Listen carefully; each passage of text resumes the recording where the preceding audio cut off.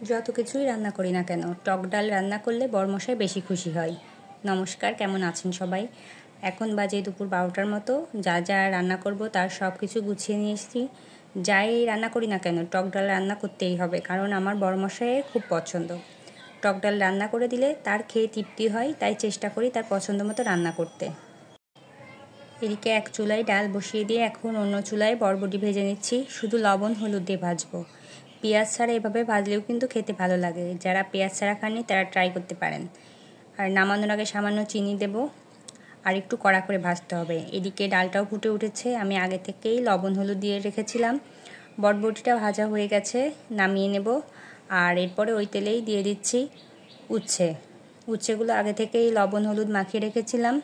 এখন ডাল সম্বাদ দিয়ে নিচ্ছি। টক ডাল রান্না করার এই একটা সুবিধা, বাড়তি কোনো মশলার প্রয়োজন হয় না। শুধু সরিষা শুকনো লঙ্কা দিলেই ফোড়ন দেওয়া হয়ে যায়।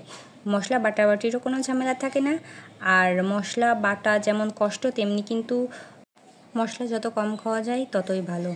এদিকে ডালটা নামিয়ে নিলাম, আর উচ্ছে ভাজাও হয়ে গেছে, মুচমুচে করে ভেজে নিয়েছি। এখন তুলে রাখছি। এবারে মাছ রান্না করে নিলেই আজকের মতো রান্নাবান্না কমপ্লিট হয়ে যায়। আজকে রান্না করছি রুই মাছ। প্রথমে মাছগুলো ভেজে নিচ্ছি।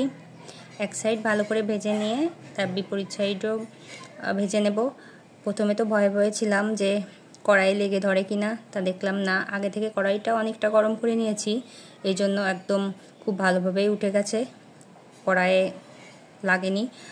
আর আমি মাছ আগে থেকে হলুদ লবণ আর সামান্য মরিচের গুঁড়া দিয়ে মাখিয়ে রেখেছিলাম। মরিচের গুঁড়া দিলে ভাজার পরে মাছের কালারটা অনেক সুন্দর আসে। অনেকে হালকা মাছ ভাজা পছন্দ করে, কিন্তু আমাদের আবার হালকা মাছ ভাজা পছন্দ না। এই জন্য মাছটা সবসময় আমি কড়া করেই ভাজি। ডালের বড়ি দিয়ে মাছের ঝোল রান্না করব।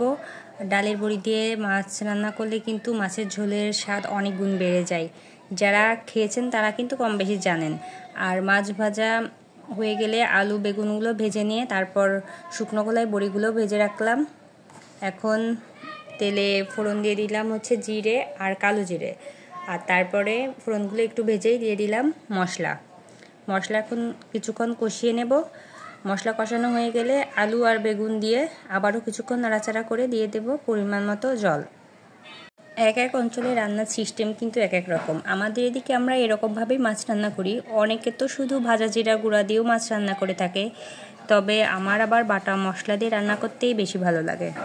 অনেকে পেঁয়াজ রসুন দিয়ে রান্না করে খেতেও পছন্দ করে। বড়িগুলো আগে থেকেই দিয়ে নিয়েছি, না হলে আবার বড়িগুলো গলবে না। আর তারপরে ঝোল ফুটে ওঠার পরে আমি সাধারণত মাছগুলো দিয়ে থাকি, এতে মাছগুলো ভেঙে যাওয়ার ভয় থাকে না। তারপরে 4 থেকে 5 মিনিট মতো জাল করে সবশেষে গরম মশলা বাটা দিয়ে কিছুক্ষণ নেড়েচেড়ে মিশিয়ে নামিয়ে নিলেই হয়ে যাবে। দুপুরের খাবার টাইমও হয়ে গেছে। তাহলে আজকে ভিডিওটা এখানেই শেষ করছি। সবাই ভালো থাকবেন, সুস্থ থাকবেন।